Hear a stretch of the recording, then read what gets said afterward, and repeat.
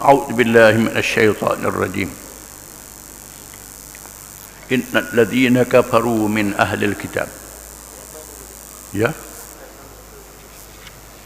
Ni yang ni tak tafsir lagi ni. Terjemah saja. Ya. Ya.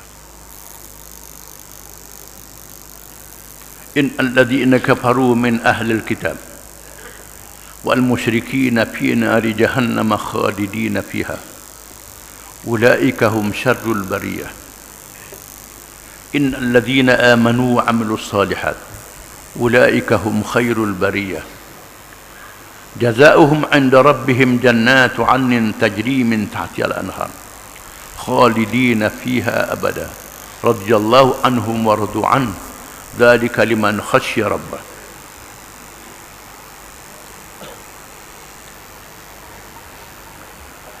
Maksudnya sesungguhnya orang-orang yang kafir dari ahli kitab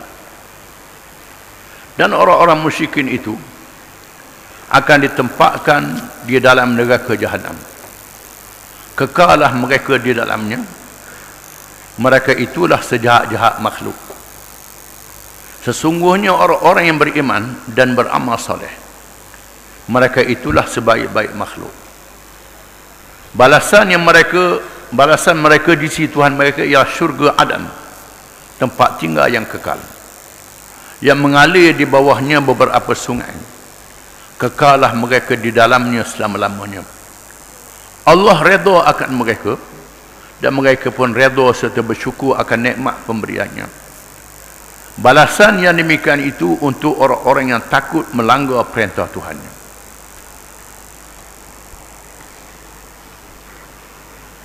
Bagian akhir surah ini, Suratul Bayyinah, menyatakan dua bahagian manusia, yang kafir dan yang beriman. Yang kafir ada dua bahagian, ahli kitab dan musyrikin. Orang-orang kafir ahli kitab, iaitulah orang-orang Yahudi dan Kristian. Mereka adalah orang-orang yang dahulunya beriman, percaya kepada Allah, kepada Rasul-Rasul yang dilantik oleh Allah Ta'ala. Bahkan mereka mengetahui berkenaan dengan Nabi Muhammad sallallahu alaihi wasallam. Kerana Nabi-Nabi ahli kitab memberitahu pengikut masing-masing akan zahir Nabi akhir zaman Muhammad sallallahu alaihi wasallam. Mereka diminta berjanji dengan Nabi-Nabi itu, dengan Rasul-Rasul itu. Bila mari Rasul-Rasul ini, kamu mesti beriman dan percaya kepadanya. Bahkan ada kalangan mereka yang berhimpun di Madinah beramai-ramai kerana melihat Madinah tanda hijrah, tempat hijrah Nabi akhir zaman. Bila Nabi mari, tak ikut Nabi.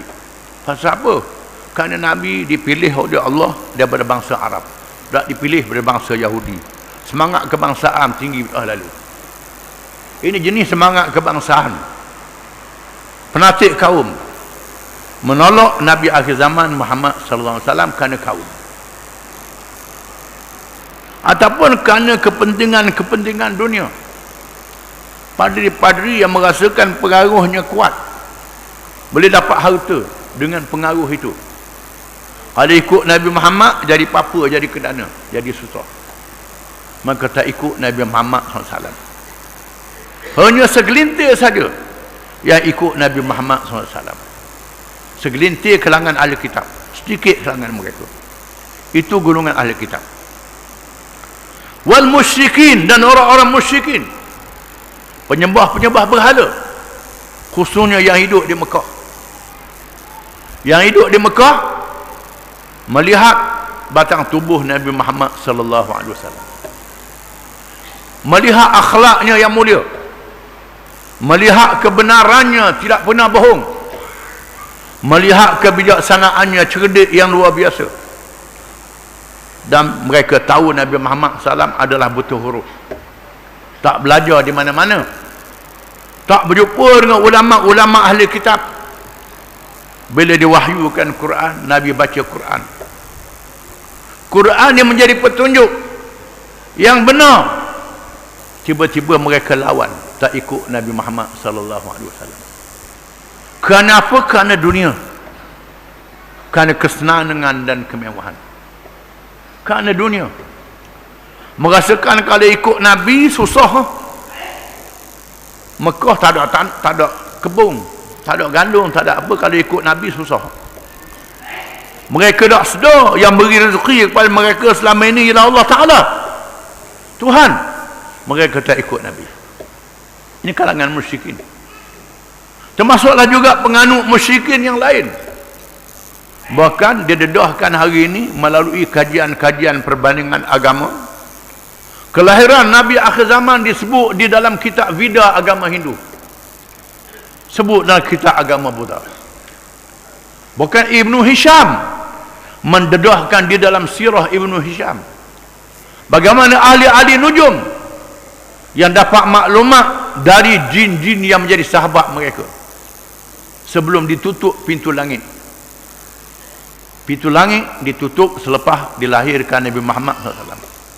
Sebelumnya ada beberapa jin yang dapat mencuri rahsia langit, memaklumkan kepada ahli-ahli nujum, memberi isyarat kelahiran Nabi akhir zaman Muhammad sallallahu alaihi wasallam. Tiba-tiba mereka ini tak masuk Islam. Fina di jahannam khalidina fiha.